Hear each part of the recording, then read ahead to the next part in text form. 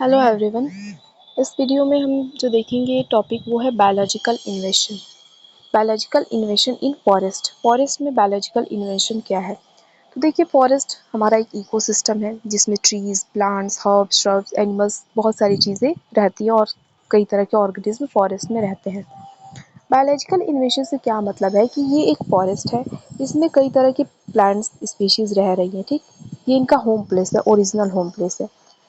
ठीक है, ये इनका नेटिव है। तो यहाँ पे रहने वाले जो स्पीशीज़ है ना, जो भी प्लांट या ट्रीज जो भी स्पीशीज़ है, तो ये नेटिव स्पीशीज़ कहलाएंगी इस फॉरेस्ट में रहने वाली। ठीक है, और यहाँ पे कोई दूसरा फॉरेस्ट है, कोई दूसरी जगह है, तो यहाँ के भी जो स्पीशीज़ रहते होंगे वो नेटिव स्पीशीज़ है उनके। तो अगर कोई बाहरी स्पीशीज़, ठीक है, कोई बाहरी स्पीशीज़ यहाँ का कहीं का भी कोई बाहरी प्लांट स्पीशीज़ अगर इस फॉरेस्ट में आता है, ठीक है, तो उसी चीज़ को हम क्या कहते हैं? बायोलॉजिकल इन्वेशन।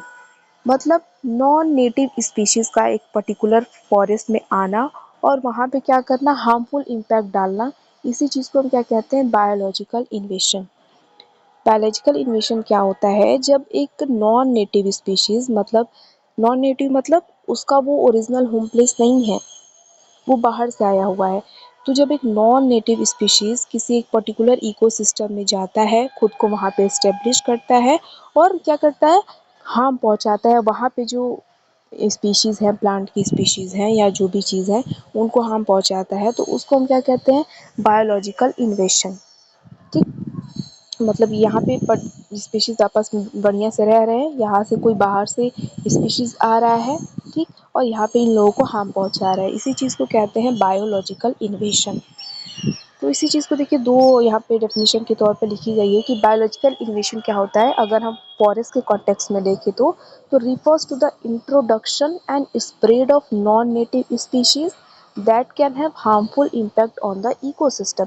बायोलॉजिकल इन्वेशन क्या है? इंट्रोडक्शन और स्प्रेड, मतलब कोई यहाँ पे नॉन नेटिव स्पीशीज आया, स्प्रेड किया, और यहाँ पे रहने वाले जो स्पीशीज है यहाँ पे इनके लिए हार्मफुल इम्पैक्ट डालता है। इसी चीज़ को हम क्या कहते हैं? बायोलॉजिकल इन्वेशन कहते हैं। यहाँ पे जो दूसरा लिखा है वो भी एक बार देख लें। तो biological invasion also known as invasive species, जो स्पीशीज आती है बाहर से स्पीशीज, तो उसको हम क्या कहते हैं? इन्वेसिव स्पीशीज या फिर नॉन नेटिव स्पीशीज। ठीक है, नेटिव तो जो ओरिजिनल यहाँ पे रह रहा है वो नेटिव है, लेकिन जो बाहर से आ रहा है वो नॉन नेटिव स्पीशीज है। तो बायोलॉजिकल इन्वेशन क्या होता है? occurs when a species that is non-native to a not native to a particular ecosystem is introduced and established itself, often causing harm to the environment, economy and human health. तो biological invasion कब होता है? जब एक non native species उस particular ecosystem में आती है, वहाँ पे खुद को इस्टेब्लिश करती है, स्प्रेड करती है, और वहाँ पे रहने वाले जो नेटिव स्पीशीज है उनको हार्म पहुँचाती है। इसी चीज़ को हम बायोलॉजिकल इन्वेशन कहते हैं। अब नेक्स्ट जो हम देखते हैं कि ठीक है, कोई बाहर की स्पीशीज आ रही है और वहाँ पहुँचा रही है, लेकिन आ ही कैसे रही है? ठीक, कोई उसको लेके आ रहा है, खुद से चल के आ रही है, कोई भी प्लांट स्पीशीज है, तो इसकी कॉजेज, इसको हम दो तरीके से कह सकते हैं कि बायोलॉजिकल इन्वेशन के कॉजेज क्या क्या है, या फिर वेज हम कह सकते हैं कि किन किन तरीकों से बायोलॉजिकल इन्वेशन होता है। मतलब कोई एक नॉन नेटिव स्पीशीज अपने ओरिजिनल होमलैंड से किसी दूसरे में जाती है, ठीक है, और वहाँ पे जो भी स्पीशीज है उनको हार्म पहुँचाती है। तो ये देखेंगे हम। तो इसका देखिए, सबसे पहला कॉज क्या है? इसके कई सारे कॉज हैं, तरीके हैं जिनसे एक नॉन नेटिव स्पीशीज आती है किसी दूसरी जगह पे। तो इसका पहला कॉज तो ये है कि इंट्रोडक्शन टू ह्यूमन एक्टिविटीज़ के कारण भी एक नई स्पीशीज नॉन नेटिव स्पीशीज किसी एक पर्टिकुलर इकोसिस्टम में जाती है, नए इकोसिस्टम में पहुंच जाती है। तो पहला, ह्यूमन एक्टिविटीज़ में भी दो तरीके से ये चीज़ होता है। एक तो ग्लोबल ट्रेड की वजह से होता है, और दूसरा हॉर्टिकल्चर और लैंडस्केपिंग की वजह से होता है।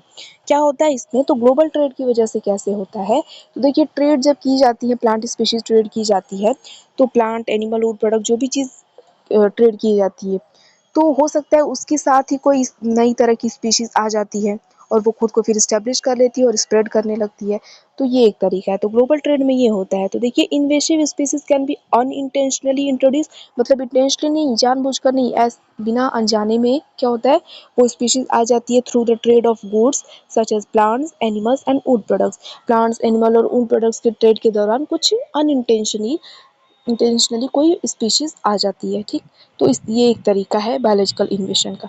इसके अलावा हॉर्टिकल्चर और लैंडस्केपिंग में क्या होता है कि कुछ स्पीशीज को, प्लांट स्पीशीज को मान लीजिए कि इंटेंशनली लाया जाता है, जानबूझकर लाया जाता है दूसरी जगहों से ऑर्नामेंटल पर्पस से, डेकोरेटिव पर्पस के, ठीक है, सजाने के लिए कि बहुत बढ़िया फूल है इसमें या फ्लावर है। लेकिन होता क्या है कि जब उनको इंट्रोड्यूस कराया जाता है तो वो हार्मफुल साबित हो जाती हैं, ठीक है, हार्म पहुंचाने लगती है नेटिव स्पीशीज को। तो ये तरीके ह्यूमन एक्टिविटीज़ के कारण होता है ये। तो पहला तो ये है कि ट्रेड के दौरान आ जाती हैं, दूसरा है कि इंटेंशनली लाया जाता है लेकिन बाद में वो क्या हार्मफुल साबित हो जाती हैं। तो हॉर्टिकल्चर और लैंडस्केपिंग में क्या होता है कि some invasive species are introduce intentionally, intentionally introduce कराया जाता है for ornamental purposes, but end up escaping cultivation and spreading in natural areas. लेकिन लाया तो जाता है ऑर्नामेंटल पर्पस के लिए, लेकिन बाद में क्या बहुत ही फैल जाती है और हार्म पहुंचाने लगती है। तो ये पहला तरीका है, पहला कॉज है बायोलॉजिकल इन्वेशन का। दूसरा बात करते हैं तो दूसरा है डिस्टर्बेंस एंड हैबिटेट मॉडिफिकेशन। तो डिस्टर्बेंस एंड हैबिटेट मॉडिफिकेशन से क्या मतलब है कि ये कोई पर्टिकुलर फॉरेस्ट था, कोई एरिया था, यहाँ पे प्लांट स्पीशीज रह रही थी। आपने क्या किया, यहाँ पे इस स्पीशीज के हैबिटेट को, मतलब ये जहाँ पे रह रहा है वो उसके हैबिटेट है, इसको डिस्टर्ब कर दिया, इसमें कोई चेंज ला दिया, ठीक है। तो इसकी वजह से ये अपना हैबिटेट छोड़ के किसी दूसरी जगह जाने पे मजबूर हो गई और ये दूसरे किसी फॉरेस्ट में चली गई और यहाँ पे अब यहाँ पे ये नॉन नेटिव स्पीशीज की तरह रहेगी और वहाँ पे हार्म पहुँचाने लगी। तो ये भी एक तरीका है डिस्टर्बेंस एंड हैबिटेट मॉडिफिकेशन में। तो ये भी दो तरीक़ों से होता है, एक तो डिफॉरेस्टेशन की वजह से होता है और फायर और नेचुरल डिजास्टर, मतलब किसी तरीके से उसका हैबिटेट डिस्टर्ब हो रहा है।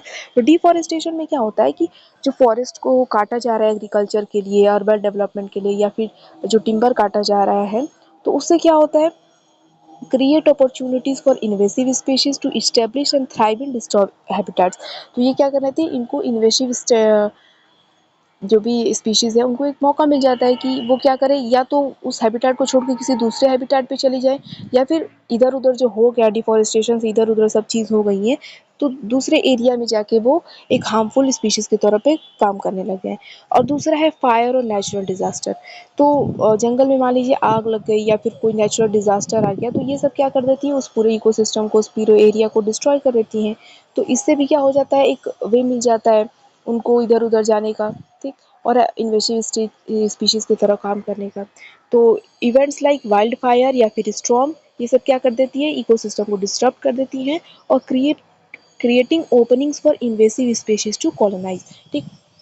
हो सकता है मान लीजिए कि नेचुरल डिजास्टर कोई आया, फ्लड आ गया या फिर स्टॉर्म आ गया, तो इसकी वजह से कोई किसी तरह की स्पीशीज दूसरी जगह से एक पर्टिकुलर जगह पे चली गई, लेकिन वो स्पीशीज क्या थी, हार्मफुल स्पीशीज थी। तो ये भी एक तरीका है बायोलॉजिकल इन्वेशन का। थर्ड क्या है, थर्ड है lack of natural predators and competitors. होता क्या है ना कि ये जो इन्वेसिव स्पीशीज होती है, इनका अक्सर जो नेचुरल प्रीडेटर होता है, मतलब इनको खाने वाला कोई नेचुरल प्रीडेटर होता है, वो होता ही नहीं है, कि कोई इनका कॉम्पिटिटर नहीं होता है। मान लीजिए ये कोई यहाँ पे रहती थी और यहाँ पे इनका नॉन नेटिव स्पीशीज की तरफ नए एनवायरनमेंट में चली गई, तो अभी नए एनवायरनमेंट में ये आई हैं, स्प्रेड करने लगी, लेकिन इस नए एनवायरनमेंट में कोई इनका नेचुरल प्रीडेटर नहीं है, कोई इनका कॉम्पिटिटर नहीं है, तो ये क्या करने लगती हैं कि जो नेटिव स्पीशीज़ है प्लांट की, जो वहाँ पहले से थी, उनको क्या करने लगती हैं, कंपटीशन के माध्यम से उनको ख़त्म कर देती हैं, खुद ही बढ़ने लग जाती हैं। तो प्रीडेटर ना होना भी एक इनका कारण है फैलने का, स्प्रेड होने का। तो देखिए invasive species often lack natural predator या फिर कॉम्पिटिटर, इनका कोई नेचुरल प्रीडेटर या कॉम्पिटिटर नहीं होता इनके नए हैबिटेट में, जिसकी वजह से ये क्या कर देती है, नेटिव स्पीशीज को आउट कम्पीट कर देती हैं, मतलब वहाँ पे रहने वाली जो स्पीशीज है उनको कॉम्पिटिशन के माध्यम से उनको ख़त्म कर देती हैं और इकोलॉजिकल बैलेंस को डिसरप्ट कर देती है। ये एक वे है। फिर नेक्स्ट है क्लाइमेट चेंज। क्लाइमेट चेंज की वजह से भी क्या होता है कि मान लीजिए ये कोई एरिया था, यहाँ पे नेटिव नॉन नेटिव स्पीशीज इस एरिया में आ गई और क्लाइमेट चेंज जो हुआ था तो इनके लिए फेवरेबल था, इनके फेवर में था। तो अब ये क्या करेंगी, अब ये बढ़िया से एक्सपेंड करेंगी, अपना नंबर बढ़ाएंगी, ठीक। तो ये भी क्लाइमेट चेंज भी एक कॉज होता है बायोलॉजिकल इन्वेशन का। देखिए changing climate condition can create more favourable environment for invasive species, enabling them to expand their ranging into new area, ठीक। तो इन्वेसिव स्पीशीज मतलब समझ रहे हैं ना, जो बायोलॉजिकल इन्वेशन हो रहा है, जो नॉन नेटिव स्पीशीज आ रही है, उसी को हम इन्वेसिव स्पीशीज कहते हैं, ठीक है। और नेक्स्ट है रीजन क्या है, lack of effective management and regulation. कोई एक फॉरेस्ट एरिया है तो वहाँ पे क्या हो रहा है कि कोई प्रॉपर मैनेजमेंट नहीं है, वहाँ पे कोई देख रेख करने वाला नहीं है कि नई स्पीशीज़, नॉन नेटिव स्पीशीज़ यहाँ पे आ गई है जो हार्म पहुँचा रही है कि नहीं। तो ये भी क्या है, क्या करवाता है, फैलने में उनको मदद कर देता है। मान लीजिए कोई स्पीशीज़, मान लीजिए बायोलॉजिकल इन्वेशन हो ही गया किसी नॉन नेटिव स्पीशीज़ का, तो अगर रेगुलर वहाँ पे सर्वे किया जाता हो, देख रेख किया जाता हो, तो वहाँ से तुरंत उसको ख़त्म कर दिया जाएगा, तो फैलेंगी नहीं। लेकिन अगर वो चीज़ प्रॉपर मैनर में नहीं की जा रही है तो इनको मौका मिल जाता है स्प्रेड करने का। तो inadequate monitoring, prevention and control measure can contribute to the spread of invasive species in forest. अगर प्रॉपर मात्रा में मॉनिटरिंग नहीं की जा रही है, प्रिवेंशन नहीं किया जा रहा है या फिर कंट्रोल मेजर्स नहीं लिए जा रहे हैं, तो ये जो नॉन नेटिव स्पीशीज़ होती हैं वो बहुत जल्दी जल्दी स्प्रेड करती हैं। तो ये कुछ कॉजेज़ हैं या फिर हम कह सकते हैं तरीके हैं जिनके माध्यम से जो बायोलॉजिकल इन्वेशन होता है। ठीक, अब बात करते हैं कि चलिए बायोलॉजिकल इन्वेशन मान लीजिए हो जाता है किसी फॉरेस्ट में, तो हम उसका इम्पैक्ट क्या होता है, अफेक्ट क्या होता है जब कोई एक नई तरह की species, non native species, invasive species किसी एक नए एरिया में आ जाती है, तो क्या प्रभाव डालती है, क्या इफ़ेक्ट होता है उस एरिया में उसका। तो देखिए, क्योंकि वो हार्मफुल इफ़ेक्ट ही अक्सर करती हैं, तो हार्मफुल इफ़ेक्ट ही हमें देखने को मिलता है। तो सबसे पहले क्या होता है, देखेंगे पहला चीज़ क्या है, तो बायोडाइवर्सिटी लॉस होता है। बायोडाइवर्सिटी लॉस कैसे होता है कि वो नई स्पीशीज़ जो आई है, मान लीजिए इस एरिया में नई स्पीशीज़ आई है, और चूँकि अभी हमने देखा कि जो नई स्पीशीज़ आती है नए हैबिटेट में, तो इसका कोई नेचुरल प्रेडेटर नहीं होता है, कॉम्पिटिटर नहीं होता है। तो वहाँ की जो स्पीशीज़ है ना, नेटिव स्पीशीज़ जो पहले से ही स्पीशीज़ थी, वो उनको क्या करने लगती है, कॉम्पिटिशन के माध्यम से ख़त्म कर देती है और अपना नंबर बहुत बढ़ाने लगती है। तो सिर्फ मान लीजिए उसी का नंबर रह गया, पहले जो प्लांट स्पीशीज़ थी अब वो है ही नहीं, तो बायोडाइवर्सिटी का लॉस तो होगा ही। ठीक, तो बायोडाइवर्सिटी का लॉस होता है इस तरीके से। तो देखिए, invasive species can outcompete native species for resources such as food, water and habitat. Food, water, habitat, हर तरह का जो रिसोर्स है उसके लिए वो क्या कर देती है, नेटिव स्पीशीज़ को आउट कम्पीट कर देती है। और जिससे क्या हो जाता है, डिक्लाइन हो जाता है नेटिव स्पीशीज़ पॉपुलेशन का, मतलब वहाँ पे पहले जो पॉपुलेशन थी उसमें डिक्लाइन हो जाता है, जिससे क्या होता है, रिड्यूस बायोडाइवर्सिटी हो जाती है, मतलब बायोडाइवर्सिटी का लॉस होता है। तो ये पहला इफेक्ट है। दूसरा क्या होता है, अल्टर्ड इकोसिस्टम स्ट्रक्चर। इकोसिस्टम के स्ट्रक्चर में चेंज आ जाता है, तो आएगा ही। अभी जिस इसी एग्जांपल से हम से हम समझ सकते हैं कि पहले जो नेटिव स्पीशीज़ थी अब वो ख़त्म हो रही हैं, ठीक है। तो पहले कुछ और तरह का स्ट्रक्चर रहा होगा उस इकोसिस्टम का, अब चूँकि वो नेटिव स्पीशीज़ ख़त्म हो रही हैं तो अलग तरह का क्या होगा, स्ट्रक्चर बनेगा, ठीक है। तो अल्टर्ड इकोसिस्टम स्ट्रक्चर में ये होता है। तो when invasive species establish develop themselves in forest, they can disturb the natural balance of the ecosystem। जब कोई इन्वेसिव स्पीशीज अपने आप को फॉरेस्ट में, मतलब नए हैबिटेट में स्टैब्लिश करती है, तो वो जो इकोसिस्टम का नेचुरल हैबिटेट बैलेंस है ना, उसको डिस्टर्ब कर देती है। वो क्या कर सकती है, कॉम्पोजिशन और जो स्ट्रक्चर है प्लांट कम्युनिटी का उसको चेंज कर सकती है, जिसकी वजह से जो फॉरेस्ट का डायनामिक है और वो क्या हो जाता है, शिफ्ट हो जाता है, और इम्पॉर्टेंट जो इकोलॉजिकल फंक्शंस है वो भी डिस्टर्ब हो जाते हैं, चेंज हो जाते हैं। तो ये एक तरह का और इफेक्ट है जो non invasive, I mean invasive species या फिर नॉन नेटिव स्पीशीज़ डालती हैं। नेक्स्ट है हैबिटेट डिग्रेडेशन।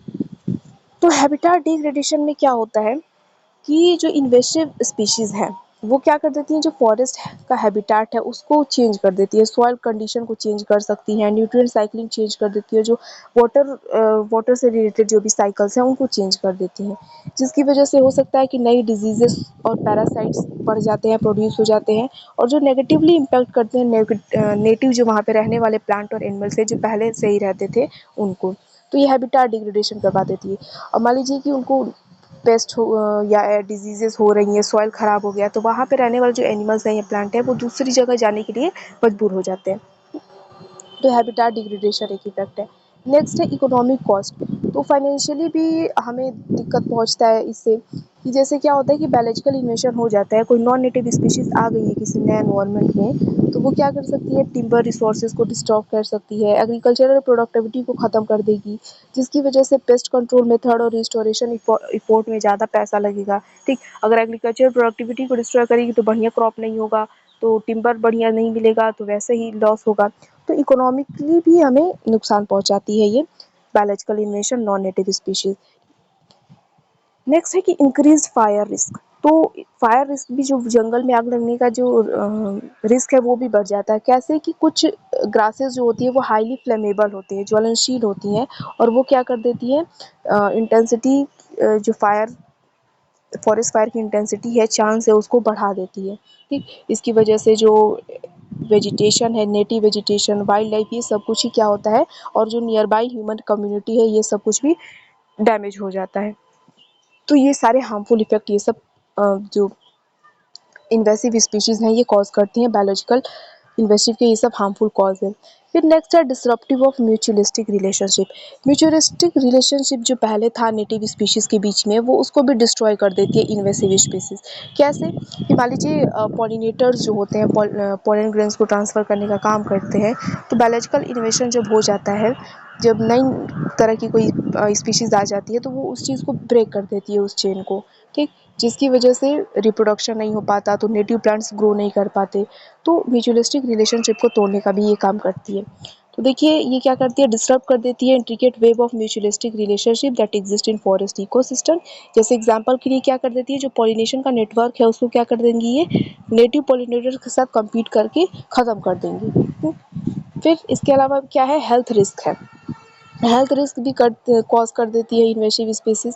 कैसे कि कुछ इन्वेसिव स्पीसीज क्या होती हैं, वो स्किन इरिटेशन और एलर्जिक रिएक्शंस कॉज कर देती हैं। इन्वेसिव एनिमल्स जो हैं वो डिजीज़े कॉज कर सकते हैं नेटिव स्पीशीज़, या फिर जो वहाँ पे ह्यूमंस जाते हैं उनको भी। तो ये सारे कुछ इम्पैक्ट हैं जो जो इन्वेसिव बायोलॉजिकल इन्वेशन के इम्पैक्ट है, या फिर जो नॉन नेटिव स्पीशीज़ होती है, ये सारे इम्पैक्ट डालती है, और मतलब सब हार्मफुल ही है। ठीक, ऑफ़न ये अक्सर हार्मफुल इफ़ेक्ट डालती ही है, जो बायोलॉजिकल इन्वेशन है होता है। तो यहाँ पे 2 एग्ज़ाम्पल्स लिखे गए हैं बायोलॉजिकल इन्वेशन के। तो पहला एग्ज़ाम्पल है यूरोपियन स्टारलिंग का, स्टर्नस वल्गरिस। तो ये बर्ड स्पीशीज़ क्या है, नॉर्थ अमेरिका में इंट्रोड्यूस की गई थी लेट 1800 में, और तब से ये क्या हो रहा है कि पूरी कॉन्टिनेंट में ये फैल चुकी है, और जो नेटिव बर्ड है उसको आउट कम्पीट कर चुकी है। मतलब अब इनका नंबर बहुत ही ज़्यादा है। ठीक, साइट्स मतलब नेस्ट बनाने के लिए, जो शेल्टर और फूड रिसोर्सेज, सबके लिए उनके साथ वो कम्पीट कर चुकी है। दूसरा वही एग्जांपल है सीका डियर का, कर्वस निपॉन का। तो ये सीका डियर जो है वो ईस्ट एशिया से है, ओरिजिनली बिलोंग करता है, और ये कई सारे कंट्रीज़ में इसको इंट्रोड्यूस करवाया गया है। कुछ एरियाज़ में ये बहुत ही ज़्यादा ओवर अबंडेंट हो गए हैं, और इसीलिए जो वहाँ के नेटिव प्लांट कम्युनिटी है उसको वो क्या कर देते हैं, ओवर ग्रेज करके वहाँ पे डिस्ट्रॉय कर रहे हैं उसको। तो ये 2 एग्जांपल्स हैं बायोलॉजिकल इन्वेशन के। अब नेक्स्ट जो टॉपिक है हमारा ये है कि बायोलॉजिकल इन्वेशन मान लीजिए किसी एरिया में, किसी फॉरेस्ट में हुआ है, तो हम उससे कैसे मैनेज कर सकते हैं, उसको कैसे उससे डील कर सकते हैं। ठीक है, तो इसको डील करने के लिए पहला हम देखेंगे तो अर्ली डिटेक्शन मॉनिटरिंग। मतलब हमें रेगुलर फॉरेस्ट एरिया को जो है उसको सर्वे करना है, देखना है कि कोई नई स्पीशीज़ आई तो नहीं है, इस चीज़ को मॉनिटर करना है, एक तरीका है। तो regularly survey forest area to identify invasive species and monitor their spread. ठीक है, दूसरा क्या है, कंट्रोल एंड मैनेजमेंट है। तो इन्वेसिव स्पीशीज़ मान लीजिए किसी एरिया में इस्टेब्लिश हो गई है, तो ऐसे इफ़ेक्टिव कंट्रोल मेजर इम्प्लीमेंट करना चाहिए जिससे वो ख़त्म हो जाए। जैसे मैनुअल रिमूविंग, मतलब हाथों से उस कोई प्लांट स्पीशीज़ है, नॉन नेटिव स्पीशीज़ है, इन्वेटिव स्पीशीज़, तो उसको हटाइए मैकेनिकल मेथड्स की मदद से, या फिर हर्बिसाइड का यूज़ करके आप उस प्लांट स्पीशीज़ को, जो नॉन नेटिव प्लांट स्पीशीज़ है, उसको ख़त्म कर दीजिए। तो ये तरीका है। नेक्स्ट है restoration and native species promotion. तो जो नेटिव स्पीशीज़ ख़त्म हुई हैं उस इन्वेसिव स्पीशीज़ के कारण, तो आप उसको रिस्टोर कीजिए, फिर से प्लांट कीजिए उस चीज़ को, और उसकी फेवरेबल कंडीशन तैयार कीजिए उसकी ग्रोथ के लिए। मतलब जो चीज़ ख़त्म हुआ है आप उसको रिस्टोर करिए। ये एक तरीका है। इसके अलावा पब्लिक अवेयरनेस और एजुकेशन है, जो वहाँ के आसपास की कम्युनिटी है उसको एडुकेट कीजिए, लोकल कम्युनिटीज़ को, फॉरेस्ट यूज़र्स को और विजिटर्स को इन्वेसिव इम्पैक्ट के इन्वेसिव स्पीशीज़ के इम्पैक्ट के बारे में, और importance of preventing their spread, और उनको रोकने का किस तरीके से हम रोक सकते हैं उन्हें, क्योंकि सारा उनका हार्मफुल इम्पैक्ट ही है। ठीक, तो लोगों को अगर उसके बारे में अवेयरनेस रहेगी, वहाँ पे मान लीजिए जो विजिटर है, फॉरेस्ट में डेली विजिटर है, तो अगर वो देखेंगे कि अरे ये तो एक इन्वेसिव स्पीशीज़ है, तो वो खुद भी वहाँ से हटा सकते हैं उसको। ठीक, तो वो फैलेगा नहीं। तो ये एक तरीका है उससे मैनेज करने का। पाँचवा है कि integrated pest management. Pest management कीजिए, आप पेस्टिसाइड का यूज़ कीजिए उसको ख़त्म करने के लिए। देखिए, using a combination of methods such as biological control, chemical control and cultural practices can help manage invasive species while minimizing negative impact on forest ecosystem। तो biological method, control, chemical control और cultural practice सब कुछ को मिलाकर आप क्या कीजिए, invasive species को ख़त्म कर सकते हैं। तो ये एक तरीका है। इसके अलावा है कोलैबोरेशन और पार्टनरशिप। तो कोलैबोरेशन और पार्टनरशिप में क्या है कि गवर्नमेंट एजेंसीज के द्वारा, नॉन गवर्नमेंट ऑर्गेनाइजेशन, एनजीओ के द्वारा, रिसर्च इंस्टीट्यूशंस या फिर लोकल कम्युनिटीज़ हैं, सबको साथ में लेकर क्या करना चाहिए कि इन्वेसिव स्पीशीज़ के कंट्रोल को, स्प्रेड को रोक सकते हैं। ठीक है, तो ये बायोलॉजिकल इन्वेशन का टॉपिक था। इसमें कॉजेज़ क्या क्या है, इम्पैक्ट क्या क्या है और उसको हम रोक कैसे सकते हैं, ये चीज़ हमने डिस्कस किया।